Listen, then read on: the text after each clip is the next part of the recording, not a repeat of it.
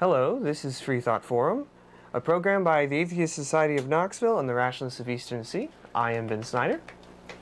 And I am John Clark, and we want you to know that if you don't believe in God, you are not alone.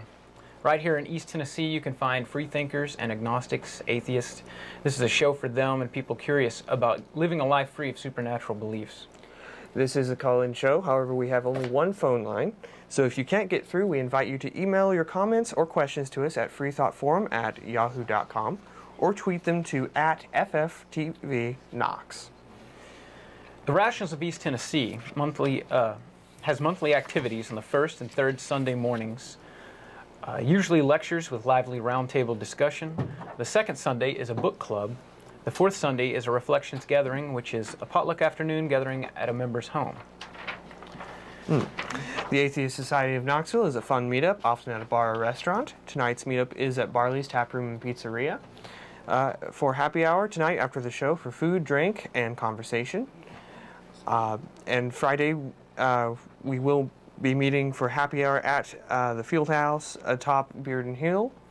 To find us at either of these places, just look for the silver-jacketed copy of The God Delusion standing upright on the table.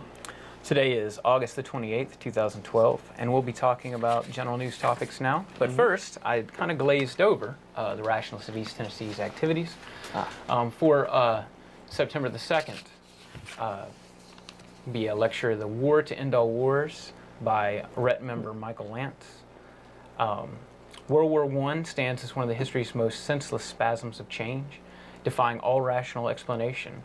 RET member Michael will review the history of the war, including the factors that led up to it and the role of the technical change in the waging of the war and the aftermath of hostilities.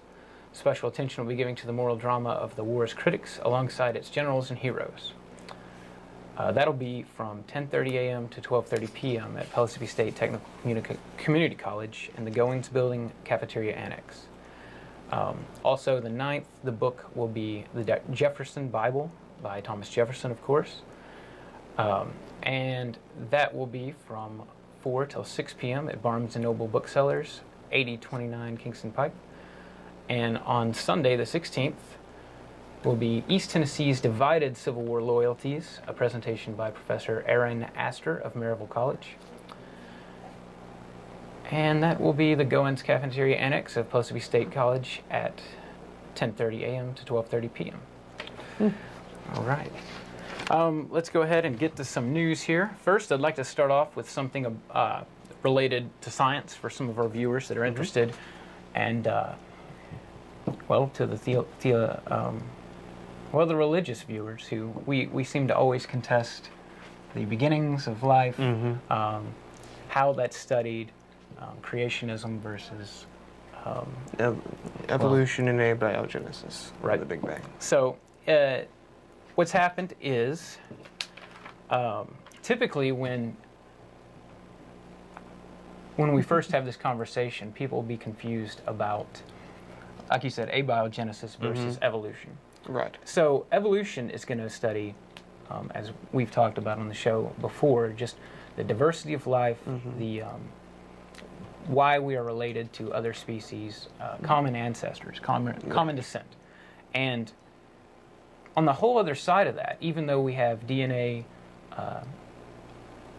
in each cell that corresponds to the makeup of our, all the information of the makeup of our species, and even others, that becomes a chemist's job when we're talking about abiogenesis. So what's happened is that you see life on Earth has 4 major macromolecules, and these are just, okay, water is a small molecule, and then a macro one would be lipids, carbohydrates, proteins, and nucleotides. Some of these nucleotides appear to have, that may be able to occur naturally. So that's one of our news bits. Next one will be Neil Armstrong, the death of Neil Armstrong. Yes. Which was recent. What was it he died of? You know, I'm going to have a brain fart right now. But that was August the 25th. One of our audience members here is telling us it was heart surgery complications that he died of. Okay. He's 86. 86 years old. Yeah, by the way, we have a live studio audience today. This room, it's deceivingly full at the moment. So we're going to work on the applauses and everything. We'll have commands up for them Armstrong actually later did on. die at age 82. Oh, 82 He's was it? Oh, born in 1930 and died this year. All right. And as you know, he was the first man to walk on the moon, to put the footprint down. With the very famous words of one small step for man, for a man, and one giant leap for mankind. That's right. Mm-hmm. All right. Let's see here. All right. I think we should also go ahead and talk about the billboards situation. All right. Let's do that. In Charlotte, North Carolina, 2 billboards set up by American Atheists, and that's David Silverman's group. I do believe it is. And the Adams Outdoor Advertising are being removed after having threats of violence.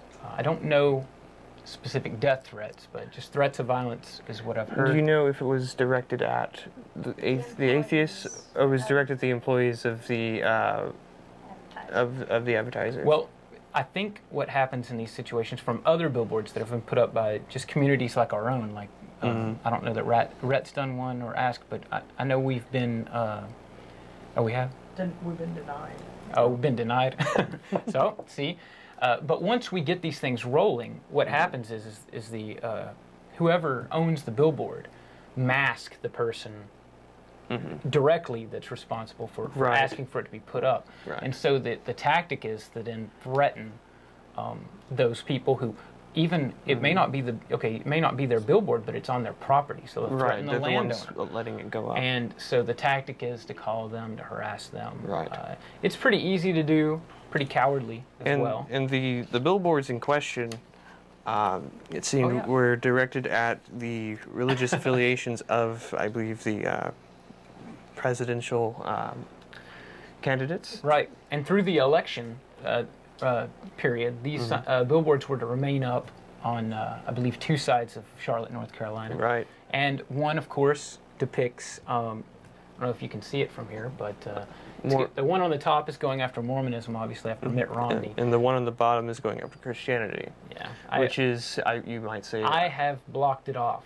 But it actually, I'm going to move because it's important that you see this. So, you see we have sadistic God and useless Savior, which some people didn't... Yeah. We were actually talking about that. Those are strong words. And it's very, very... it has a bit of vitriol and a bit of anger behind it, I think. Right. From Adams Outdoor Advertising, though, they quoted that they stand behind their position for anyone to express their opinion. Right. They have a right and a privilege in this society, in a democratic society. But the public response to the messaging, eventually, between it was an amicable agreement between American Atheists and Adams Outdoor Advertising to take the billboards down. I mean, no one wants anybody hurt, and so we are kind of leaning to the threats here, which bothers me a lot. Yeah, it's giving in a sense, this is a form of terrorism where they're threatening danger and invoking terror the threat of terror in order to get their way. I personally am not very pleased with the billboards wording and so forth that Mr. Silverman's group has decided to put out. Well, let me ask you this: do you think both these billboards are equally critical? Do you think? It looks to me, I would think the one on the bottom criticizing just Christianity in general, which some people would even extend to Mormonism, with the sadistic God and the what did it say? Useless Savior, I believe. Well, it's interesting looking at the Mormonism one. I've got it here on a printout. Oh, right, yeah. The Mormonism one, it says God is a space alien. Well, in a sense, that is kind of what Mormons believe. They believe God actually lives as a physical being on a planet. In a sense, you could say that. So I don't personally see that as insulting, although I'm sure someone might try to use it derogatory or take it as a derogatory way. Baptizes dead people, well, Mormonism actually does, Mitt Romney's father, right? allow Or a for, father-in-law, was it? Yeah, allow for people who have been died to be baptized if you want them to be. Now, on that note, just real quickly, because you brought it up, I'm trying to figure it out myself. But, Sure. And you may be on to knowing about this a little more than myself. Where did that come from, this baptizing the dead? That was not originally a Mormon thing. This preceded Mormons, I believe. I actually don't know. Okay. I don't know if it preceded, I'm not sure. I'm to understand that as baptism became the norm, people thought to themselves, well, heck, I mean, I can go get baptized now. I've never been baptized. My friends, my family can, but what about all these relatives we have? And we're not talking about relatives that weren't Christians. We're talking about Christians. Sure.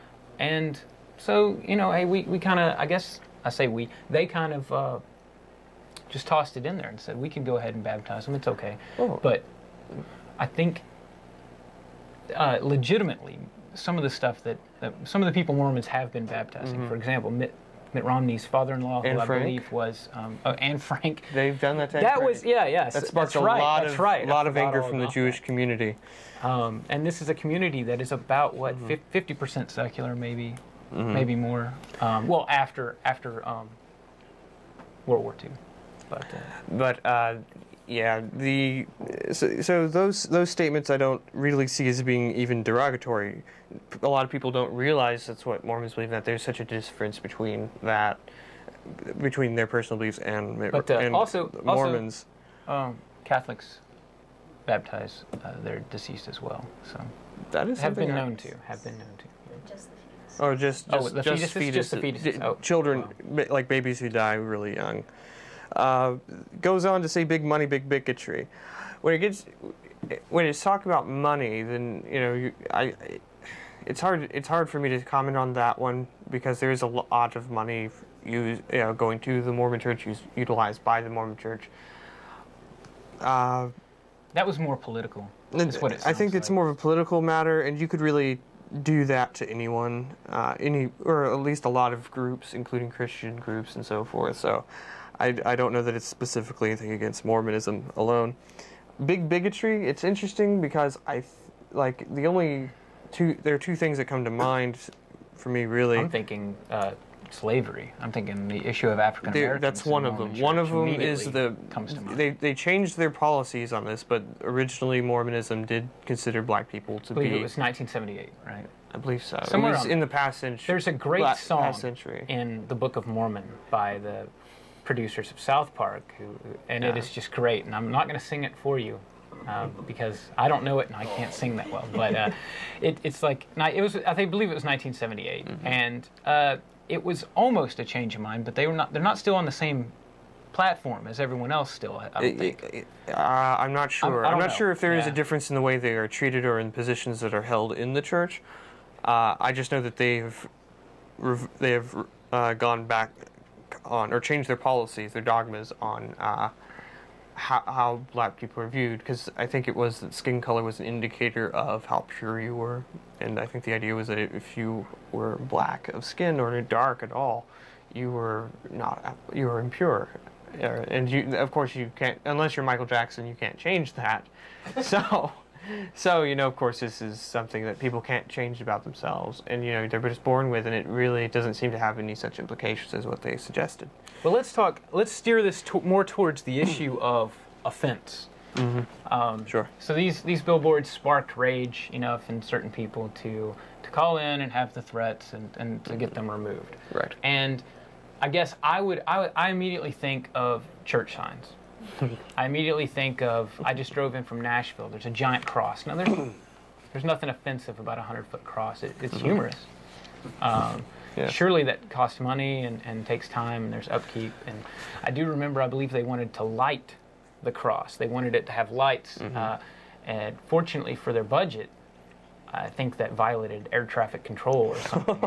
If I'm not mistaken, that would make it was. sense. Yeah, no, I mean they're huge. Yeah, they are. If you've driven I've in seen from these Nashville, you've seen big crosses. And there's more throughout. I drove across all the way to California back in let's say like 2006. Yeah. There are more in other areas, but I think of church signs, and I've just brought up a few here, and here This one, maybe they weren't thinking too much about it. I wish we had a graphic for you. Oh, we do have that one. Yes, let's go with that one. Stop, drop, and roll won't work in hell. Oh. Sorry, I lost my mic. So, at first you see it's funny, stop, drop, and roll. It's like you're stop, dropping, and rolling in magma is what I think they're trying to get across. Yeah. Hope I'm coming in all right. So, pure flame. But then let's take just a slight look. If you unwrap the humor, burning alive. Yeah. Burning alive for what? And I mean, I'm looking here, United Methodist Church, so we're talking at least about adopting Christ as your Savior and redeeming sins. Right. Otherwise, there you go, you're going to burn in hell. So, I think that's a step further than the Mormon sign. I think it's a step, I do. Our sign, if you could go back to the other billboards. Well, we'll say their sign, it's not mine. Well, it's not yours either. Right. It's not our sign. I mean, I like it a little more, Ben's. As you know. I don't have as much problem with the Mormonism sign because a lot of what it says is accurate of either the religion or in some cases the people or the history of the religion. So. But the intent of the sign is to kind of take a jab at religion, and that's where I think you say you draw a line. I think it's too provocative in that, and by too, I like provocative things insofar as they inspire people to actually be provoked to converse peaceably, calmly, and actually get somewhere. I'm not sure how much, really, in the case of the Mormonism, I'm not sure how much, how offensive that really would be. The Christianity one is definitely a little bit more. Absolutely more offensive. Now, so here's to a much question. wider range of people, especially. Here's the question now. Stop, drop, and roll doesn't work in hell. AKA, funny joke, you're going to burn if you don't believe this. Right. It's kind of not there, but it is. Is it as offensive? I don't think it is. I think that sign is out there telling people. I'm not saying they shouldn't have the right to say it, but they're saying it. It is, and they're not getting death threats. It's interesting. That I'm aware of. It's interesting because they make a joke about it. I can't really see how it is people who really believe in hell, Christians that is, or anyone else, or anyone of any other religion, by the way, who believes in a form of hell and who make jokes about it. I don't understand how you can make a joke about something like that.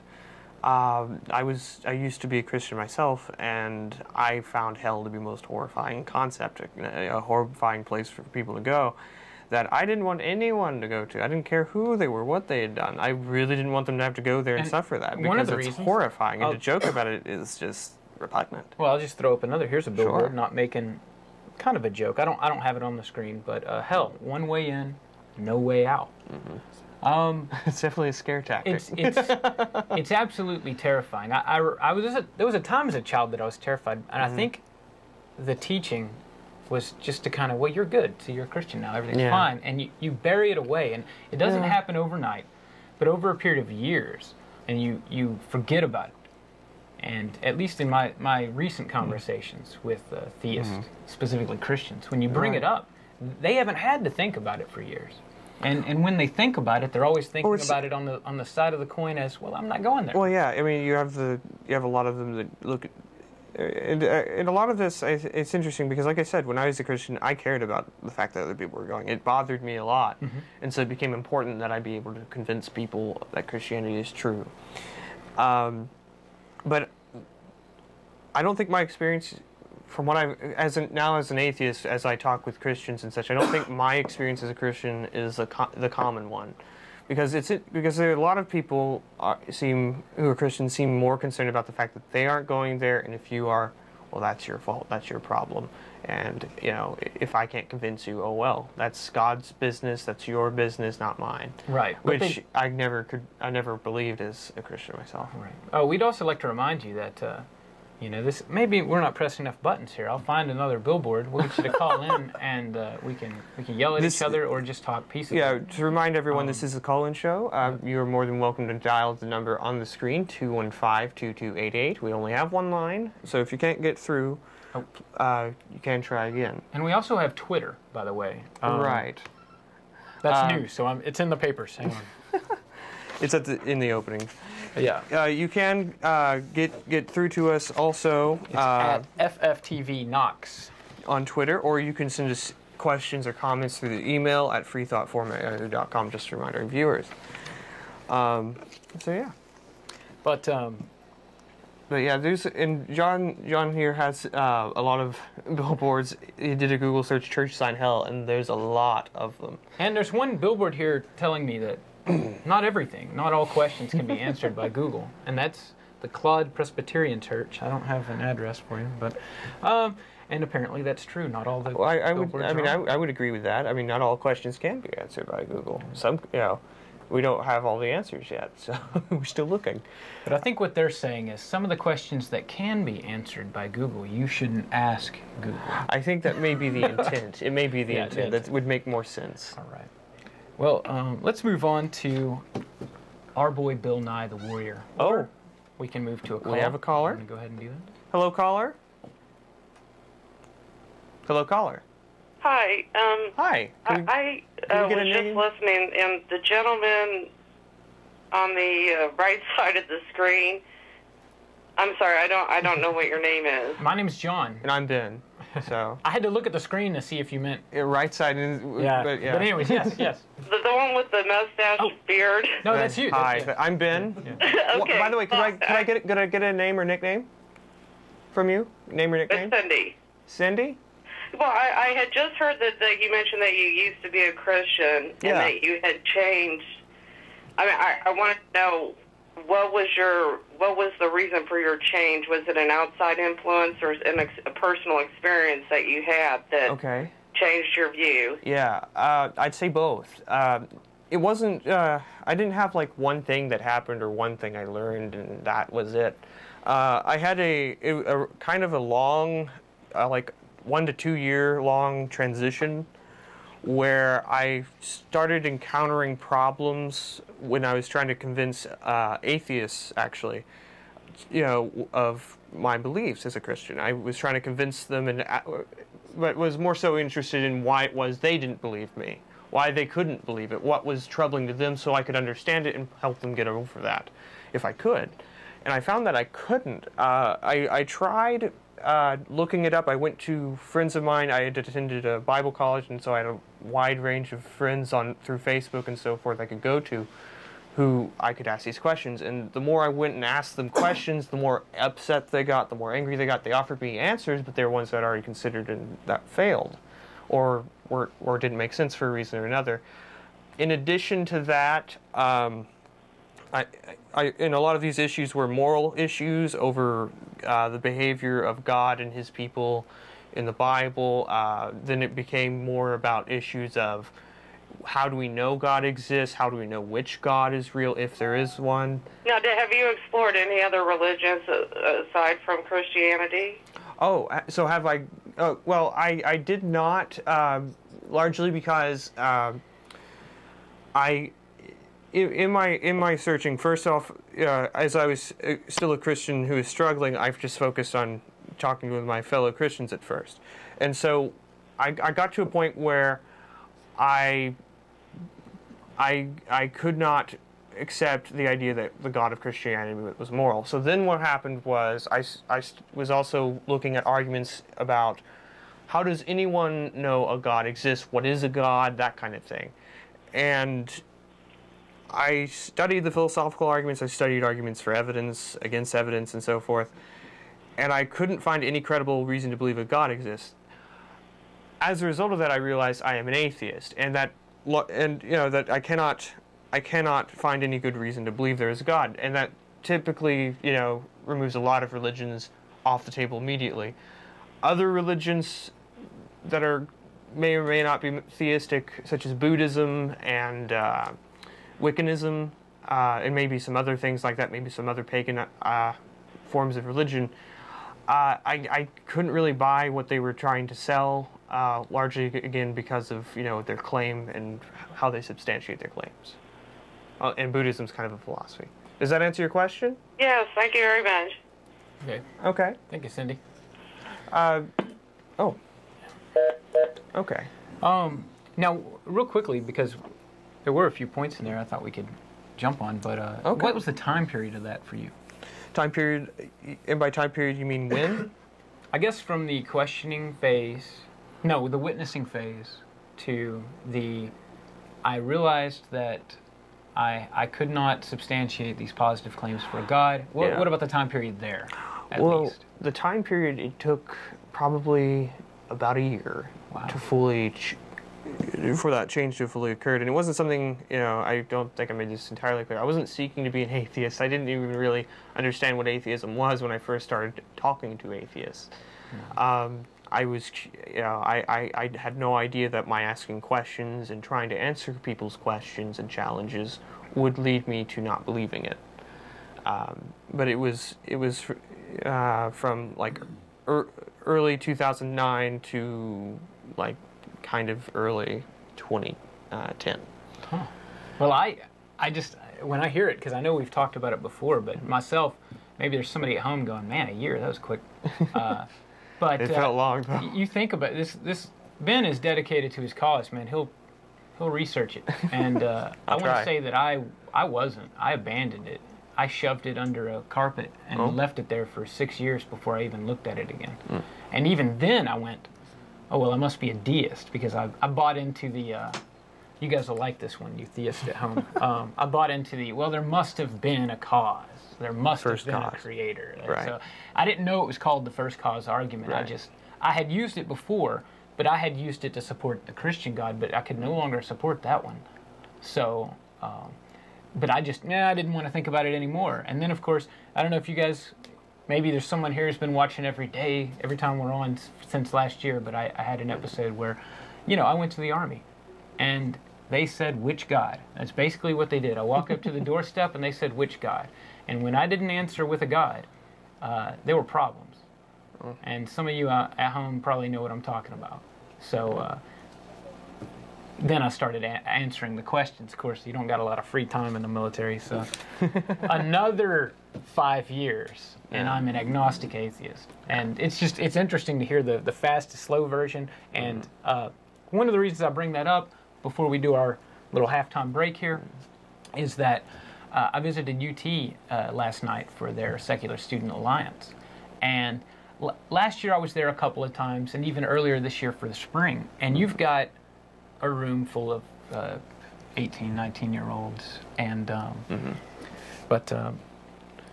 These are just notes I've had. Right. We don't have Sorry. to mention them. It's all right. I'm getting the hang of it again. I've been out of You're fine. Been out of the game for a while. So, where was I? Secular. Yeah, right. Secular Student Alliance at UT. Okay. Yeah. So, and these kids are well ahead of me and where they were at the time, but they're questioning, just like we were talking about. The questioning begins, and there's so many different answers. It's Secular Student Alliance. It's not atheist. It doesn't stand out what exactly they're talking about, because they have that conversation. And they do, like the Secular Student Alliance actually has Christian members and can have anyone of any religious position or non-religious position. Secular, for a lot of people don't realize, secular typically means that you're just not in favor of your government being run by a specific religion. Right. Does God you're in tell you favor to of having a neutral zone for all of us to coexist within. A speed limit of 55 is a secular law. There's no verse on that. Well, specifically, I know some of you are going to jump in on that and say, "Oh, no, I got this verse." No, specifically, I want to, Eisenhower interstate system mentioned in the King James Bible, and I'll take that. But otherwise, no way. But no, they had a huge group, at least 4 or 5 times the amount of people that they had before. We've had interest in some local schools, and I wish I could mention which ones they were, but I promise not to.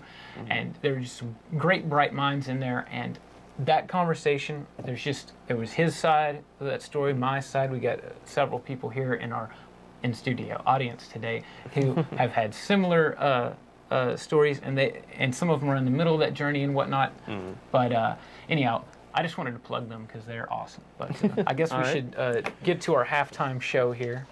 All right.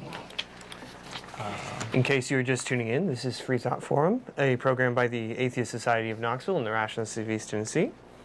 Freethought Forum is funded jointly by both groups and by individual contributions. Shows are live most every Tuesday from 5 to 6 p.m. Eastern on Community Access Television. You can also see it streaming online outside the Knoxville area. Just go to ctvknox.org. You can send us feedback at the email address on your screen, and freethoughtforum@yahoo.com, or tweet them to @FFTVKnox.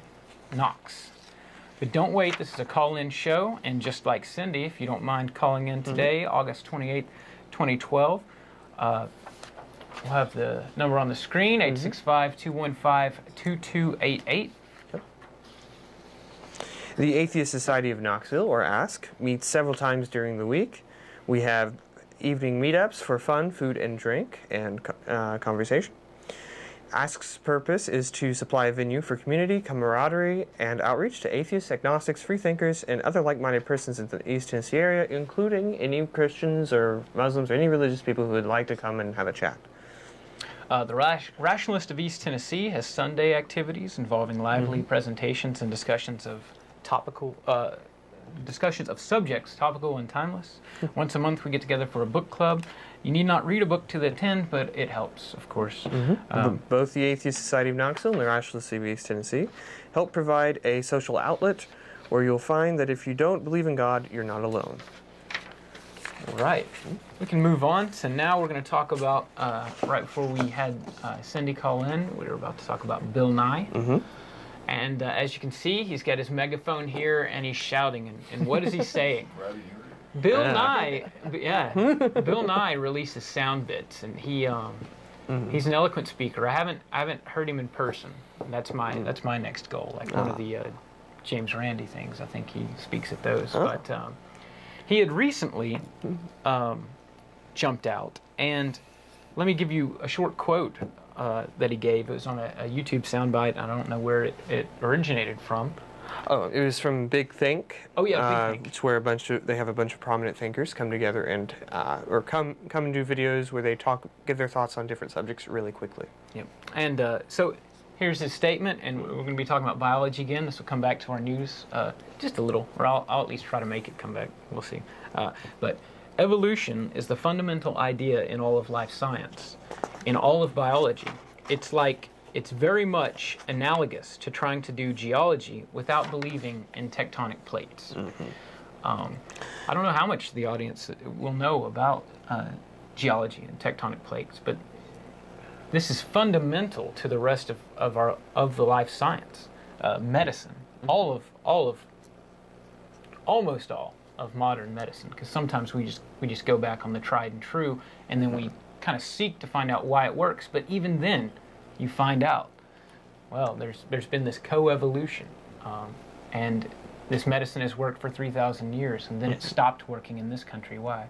That it's almost always has an evolutionary trace, but not necessarily. But Bill Nye's coming under fire from a lot of Christians because in the video he puts forward the idea that creationism shouldn't be taught to children. Right. And the reason he says this is because he points out that the United States became great because of its scientific understanding, its technological leanings that have kept it in the head of the world. And the reason he said the quote that John read is because of how fundamental to biology evolution is. And in our country, Bill Nye points out, we are special in the world. We are special in a bad way. That we are unique in that our country has the biggest issue with evolution compared to the other technologically advanced civilizations, where there's such a large group of people working very hard, by the way, to get it to not be taught in schools, to be challenged in schools as being completely unfounded or untrue, and to demonize any and all who teach about it or talk about it even. They want to censor it entirely.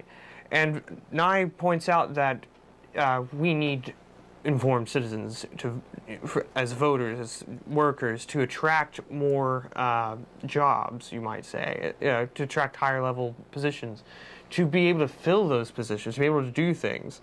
And he points, and it's important, I agree with him, because the thing is, a child is not very capable in a lot of ways of typically that is, of understanding the difference between fact and fiction. If you tell a child about Santa, they will probably believe you. If you tell a child about President Obama or President Bush, they will believe you. And there's an authority bias that operates there as well. And we're talking about public schools, by the way, not necessarily colleges. Colleges don't typically have this problem. They don't, although they do get vilified. Yeah, but as liberal institutions trying to destroy God. Exactly, but in the public spectrum, this is a church-state separation issue. If you're an authority figure in a school, then you are making a statement, and the child's not looking at you as, oh, just the teacher. Right. That's an authority figure. It's an adult, especially in an elementary school. And there is, separation of church and state is important in this matter because the people opposing evolution so strongly do so because of religious convictions. Now, there are people such as the intelligent design movement who claim to have scientific reasons for opposing it. However, they have not only been debunked and defeated many times over, they were ruled against in court by a Republican judge appointed by George Bush, the second George Bush, that is. Because they were so dishonest, and it was so clear and evident that they did not have any scientific bases. And there were so many things about the Dover trial, which is the name of the trial, by the way, that led the judge to conclude that evolution clearly is true and needs to be taught, and that intelligent design / creationism is not a valid alternative or the correct way of how things work.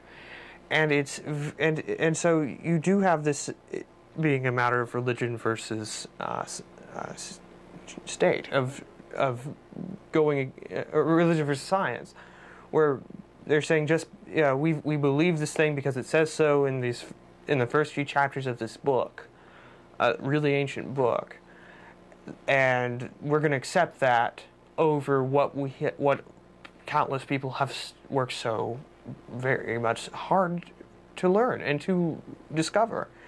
And they want to completely throw that out for an ancient text.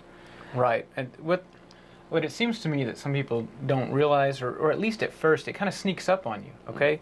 There are many people out there who, if their school was teaching their kid these things, they have no problem with it, especially in Lenore City, looking at you. It's right. That's what happens when you get in the paper every now and then. So, but yeah, honestly, you don't have any problem with it. This is what you want your kid to learn. And that's fine. We're not saying your kid can't learn that stuff. But there are other children at that school. Right. There are other, parents that can't be there. And when you've got, let's look at Rhode Island and Jessica Alquist, who is, I think she may have been on the onset of 14, 15 when she first formulated the idea, before she started really pressing that there was this sanctioned prayer in her gymnasium, I believe, and they were holding pep rallies that would call to prayer. And she decides to say something. She's 14, which isn't, it's kind of difficult to grasp some of these ideas, but she manages to do it on her own. If this is happening in an elementary school, is some 7-year-old going to come forth and basically write a thesis on why you shouldn't be doing this? Or is a parent going to have to jump in? And can a parent jump in? Or what about another teacher at that school? If you see it going on, I think this is a church-state violation issue, can you say anything? You're an authority figure. You're part of the system. How are you going to ask those kids to regulate themselves? They can't. They're 7 years old. You kidding me? I mean, there's some really impressive children out there, by the way, but we are authority figures at that point. Everyone in that building is. When you allow, for example, actually, I don't think this was Lenore City. Somewhere in Tennessee. It's standing out in the mind. I'll call me. I'll figure it out. But right into the show, I'll send you the article. But when you have church personnel coming into the cafeteria and witnessing to children during lunch hour, that's a blatant violation. But think of it this way. Forget the church-state separation. Forget everything else. Every teacher in that school had a background inspection, about a 7-year background inspection. It's not just statewide. I think it's nationwide. The Army does it. It's the same one you get when you go in. We're not talking about a super secret clearance or something, but just something to say we kind of know what this person's been up to for the past 7 years. They check out as a citizen and someone that we can put into an authority situation because that's what they're doing. You know, at that point, not everything you're saying in the class, it's not college, not everything you're saying is, here's the theory, here's the proof, here's why it happened. And that's not even what you're doing in college anyhow, but it's not the system where the child decides the whole time. I'd like it to be to an extent, but it's an authority situation. And now you've got people coming in with no background checks. Would you be okay with that if those were some other religion? Would you be okay with it? And at that point, I think you really have to admit the church-state separation idea is pretty dang brilliant. And it doesn't hold anyone up above anyone else. It just simply teaches the kids what we know that can be demonstrated by observation. And it doesn't say you can't pray in school. You want to pray before a test? Pray before a test. It doesn't. It's so hard to get all these ideas across because of the, for example, the Romney ad that was last fall. You know, said our kids can't pray in school. Well, because he's an authority figure, and I'm assuming he's not a complete idiot, that makes him a liar. Yeah. You see why I did that? That's why I have to assume he's not a complete idiot, because now I want to call him a liar, because I think he is a liar. Because you can pray in schools. Every public school in this country, in fact... I grew up praying in school. I did as well. I was, Carter High School, Strawberry Plains, I was at the prayer, at the flag. You know, I was one of them. So, we tiptoed around that church-state separation then. And we had people in our group that didn't know the difference, and they were awfully aggressive to the other students. And I look back on that with deep regret that I didn't say more. But you need to consider these things. And it's so easy when you have authority figures like Romney, for example, touting that lie that you can't pray in school. Go to the ACLU's website. They defend prayer in school when it's done right, as long as an authority figure doesn't support it. But all right, I want to swing back. Well, before you do, I want to remind our viewers this is a call-in show. We have a single line, and we invite everyone to call in, talk. And today you can talk about any subject you'd like. Doesn't even have to be what we're going over. Ask us questions, give us ideas. We'd enjoy it. So. Yeah, in lieu of because we're getting closer, we've got about 20 minutes left. Well, in lieu of 15, closer. In lieu of a show topic, I'm just going to submit one thing other than news to talk about. I was recently challenged by someone who just, I thought this was a well thought out question and a serious inquiry.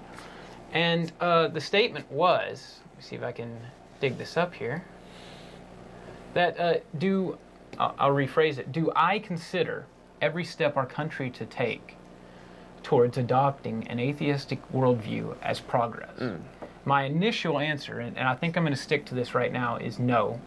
And I'll go ahead and supply the reasoning for that, and then I think Ben has a contentious view here. So. Perhaps. It depends on your reasoning. Yeah, let's see what I have to say here. So, where the infrastructure exists to bring up a community is, honestly, it's in a lot of religion. A lot of religion has to do with this. We deal with this when we go to, for example, anybody who attended Reason Rally in March. We need daycare facilities, all right? And the church has been doing this for a while. Okay, now I'm not, I got to hand it to them. I'm here because of it myself. I'm a product of those services. So we have alternatives, but infrastructure-wise, logistically speaking, and especially with the unfair hand dealt to secular non-for-profit organizations, especially in childcare, there are not so many loopholes we can skip around to get those things started. There's a lot more investigations, for example, and this is just one reason that I think, by the way, that an atheistic worldview, every step towards one, may not be progress, is because we don't have access to make that happen as quickly as we would like to. And for instance, just to cite an example, healthcare inspections. Okay, specifically Alabama. So I don't have I'm not up and up on Tennessee. All right, but we ain't far from Alabama. So Alabama has if you have an inspection, a health inspection coming, it can't be a surprise inspection if you're a religious institution. Huh. It cannot. It must be announced beforehand. Now, okay, you know, I did my time in a fast food restaurant back in the day. I did my stepfather owned his own business selling beef jerky, and we had health inspections. And there's this good old boys club that goes on just about everywhere, okay? And random inspections can happen in those areas, every single one of them, but they typically don't. The person gives you a heads up, okay? But if they don't want to, or if you're doing something you shouldn't, they can switch the inspector on you, go in there and shut you down in no time. And they can do it for the right reasons, often. It is kind of stinky business, but the goal is to have productive members of society, productive organizations running. But when you see something that's not going too well, they just switch in there and they get you and they shut you down. You can't do that to a religious institution. Now, that benefits in a lot of ways. You know, I mean, who wants somebody just peeking in? But as I've just, at least this is subjective now, but these surprise inspections that never happen, that always get announced, at least in my experience, it's just rare. It's rare to see one, and it's almost like a hit on a drug bust or something. I'm trying to understand though. How is this a step toward? Oh, this would be a barrier.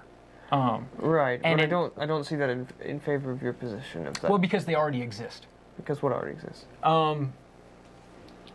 In our community, this would be because of the religious stock in daycare facilities, in helping just mothers take care of their children, and of course assisting the poor. It's pretty large assistance to the poor. You got to hand to the religious, particularly in this country, Christians. But they already have that game is theirs. They already own that land, and so I'm saying overnight, I'm in lieu of it happening quickly. We certainly couldn't have secular just take over. But I don't think that's the question. You don't? It's the question's asking, do you consider every step our country takes? It's not saying anything about an overnight shift. Well, okay, true. But I don't think so. I also am not sure that the question's worded well, because the question is, do you? Yeah, it says every step. Well, that could be very vague. Every is nasty. And actually, It's very vague. I'm skipping over some because this person, the honest intention was to really get me to answer. And I actually reworded it. I didn't get an answer on whether or not this was the best way to go about it, but do you consider every step our country takes towards adopting an atheistic worldview as progress? And I think that was what would have been the honest question. It's kind of hard to tell, but because it was asked in the negative, do you not think? Do you? And that was kind of shifty. But even then, though, it's the phrasing. It's the phrasing of the steps. I think, geologically speaking, every step, over the span of centuries we take towards secularism, yes, I'm absolutely in favor of that. Well, and I would think that was progress. But I think because of the real estate that the religious own, and I mean the real estate of community investments, that presents a barrier. But even if it's a barrier, that doesn't make the steps, because a barrier has nothing to do with the steps. It just means it will take longer. So if there were a little the steps themselves are not the problem. Okay. So I would say every step is progress. But then again, of course, the reason why the phrasing of the question may be a problem is because, well, what if the step is, militant atheists get a bunch of guns and go and shoot up a church? Well, that could be argued a step. That's the first thing that jumped in my mind. That's my primary problem with the wording of that question. There are atheists. It's because it can be construed in so many ways. We've talked about on this show atheism again. Do you believe in God? No, I don't have any belief in a God. Bam, atheist. It's simply a lack of belief in God. So, not all atheists apparently are good people. No, and that's certainly we could do Venn diagrams up here for you that are I love those, but we need some action. We need to be able to write them like John Madden. But illustrator. Yeah. So, all right, we got a caller, and we're gonna go ahead and take the caller here. Hello, caller. Could we have a nickname for you? You're live. Your name? Yeah, I'm trying to figure out what's going on here. What is the purpose of this program? I've been listening to you for about 10 minutes. Okay, okay. well, could we Can't figure first... out what you're talking about. Okay, first, could we get a name or nickname to call you? Do what? Could you give us a name or a nickname to call you by? My name's Joe. What does that matter? Well, just to address you, Just to know what to say. Joe, this is a program that is called Freethought Forum. It is kind of an education/outreach type program where we have people who volunteer to be on here to talk about various subjects regarding religion, politics, social matters. Okay, I have a question. Sure. Yeah. It says current events and atheism. Yeah. Everybody has to believe in something. Yeah. We do. What do you believe in? If you don't believe in atheism, what's the purpose? Oh. You like, Okay. you Okay. All right, Joe. I mean, I think we can answer that. Go ahead, Ben. We talked about this before the show. Okay. So as an atheist, that only means I don't believe in gods. That's all that term means. I believe the world exists. I believe the people in this room exist. I believe in justice. So you believe in something, right? Oh, yeah. Yeah. I believe in a lot of things. Probably. Okay, if you believe in a lot of things, how can you be an atheist? Because atheist only means you don't believe in God. God is one thing, and then Right. there's all these other things that I Well, believe why don't in. you just say that? Huh? Well, actually, Why don't you just say Hang on, that? I got I do want to give you something to talk about, though. yeah, Joe. Let's say, for instance, that you say there is no God. Okay, let me ask you this question. So that means that all of the preachers are liars, all of the people that hold these seances, they're liars, all the people that talk about the spirit world, they're liars, and I can go on and on. So how can you have millions of people be liars? Oh, All right. go ahead. Well, Joe, we don't think they're liars. We think they're mistaken. Oh, mistakes. Yeah. I mean, there are liars. I mean, there's liars out there, and we know that happens. But the vast majority of these people, I mean, Ben and I are both, former Christians, Right. and I would not think that any of those people in my life deliberately lied to me about religion. That's an escape valve. All these people that believe in an afterlife or another world or a superior being, they're all mistaken. I think they are, as far as I can tell. I've talked. Oh, okay. You just answered the question. Think about what I just said. Okay. Okay. All these people that believe in an afterlife, all these people that believe in the spirit world, all the preachers, all the prophets, all these people. I mean, there's millions and billions of them. Okay. All these people are mistaken, right? Mistaken. Yes. All right, but do you understand that mistaken is a different thing from lying? What's the difference? Okay, the difference. Let me give you an example, okay? Intention. Well, let me first tell you the difference. Let's tell him about the Tell you time. the difference. Listen, if I'm walking down the street and I see you, okay, I see you walk down, and I'm hollering at you, and I keep calling your name, and then you turn around, and it's not you, it's just somebody that looks like you. Now, that's a mistake. Sure. Murder is not a mistake. What's not a mistake? Murder.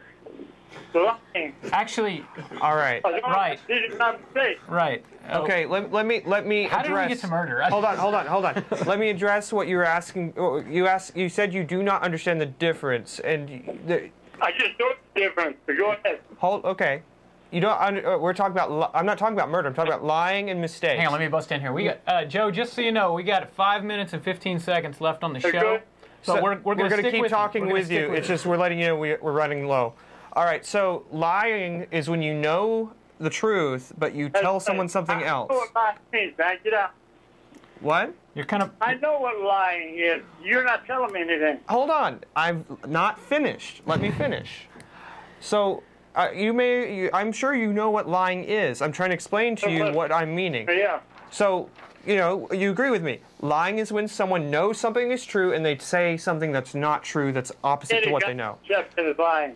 Now, mistaken... Webster says any kind of deception is lying. Okay. No, well, deception, yes, but being mistaken is not the same as deceiving someone. Right. For example, for many, many thousands of years, people believed that the Earth was the center of the solar system and of the universe. I want a science lesson. I'm telling you, Joe, I am telling you what a mistake is versus lying. People who believed that the Earth was the center of the universe were mistaken, but they were not lying when they told people that, because they truly believed that to be the case. That is what it means to be mistaken. When someone believes that something is true, but they're wrong, they are mistaken. Is the Earth round? Say again? Is the Earth round? Yes. Is our world round? Roundish. It's actually kind of an egg shape, but yes. It's a lobby egg shape. Yeah. It's a potato. It's a very smooth potato. So what you're telling me is that what I have to do is, if I say it's oval and you say it's round, you're going to use the term mistake, and I know, in fact, that's the first thing you learn in kindergarten. If I tell you that the Earth is oval and you say, no, it's round, I'm going to say you're lying. Well, that's the first thing you and me and everyone here learned in kindergarten, but not for the majority of the humans' time on this planet. Is murder a sin? Is it wrong? There are varying degrees of murder, such as manslaughter, yes. such as and some of those are. Is murder wrong? Well, Joe, you're not asking an honest question. Hold on, let him finish. That's not an honest question. No, it's not. If I pick up a gun and shoot you in the head. Hold on, I agree with the question. I'm fine with your question. Let me answer your question. Ben's fine with it. I don't like it. You're asking me, is murder wrong? Yeah. Okay. Yes. Thank you. You're welcome. So, you believe in what I just told you, that murder's wrong. Everybody has to believe in something, or you can't exist. No. I could believe nothing if I would still exist. You understand? I would still be here even if I didn't believe. You know why I say you can't believe in nothing? Because when you get up in the morning and go to work, you believe that when you put the key in your car. I don't have a car. I take a cab. You believe. I rode my bicycle. Honestly, it's the truth. That's how silly you are. I wear a helmet, You get up in the morning and you got to walk to work. Okay. You believe you can walk to work? Yeah, because I've done it before. I've done it before. I know I can do that. I can walk on Earth. I've done that since I've... So what do you believe in? I believe that the Earth exists. I believe I exist because that's my experience. And I believe I can walk because I learned that when I was little and I practiced it and got really good at it. Thank you. So you believe in something? Yeah. Yeah. I don't believe in a God.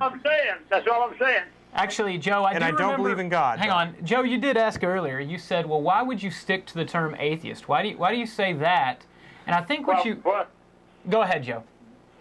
I was in the Army. Hey, there are no atheists in foxholes. Yes, there are. Hang on a second. I'm going to address this one. Joe, I was in the 82nd Airborne Infantry. Yeah. All right? And you were scared, too, weren't you, up there? You know what? Yeah, I was. I was terrified. No, you were. Yeah. And you know what? There's a lot of thinking if somebody put a bullet in you. I'm telling you, man. And you know I'm telling you right. What? What you're saying? Hang on a second, Joe. You just said there are no atheists in foxholes. By the way, we're at 50 seconds, so we're gonna have to cut you. I want to say one thing to that. What you're saying then is that theists are scared atheists. You're saying that a theist is someone who's simply scared of dying, but are really atheists, is what it sounds like. If you're saying that an atheist trapped in a foxhole suddenly believes in God just because he's going to die, that's cowardice. Joe, we got to let you go. We're at 20 seconds. Let you go. Okay, let me go. Have a good day, buddy. I want to knock this off real quick. So we're down to our get out time. your pen and paper. This has been the Freethought Forum program by the Atheist Society of Knoxville and the Rational East Tennessee. Please send us feedback voicemail at 865-272. Oh, it's a new one. 215-2288. There you go. And hey, 82nd Airborne, we got tons of atheists in foxholes. Tons. Take care.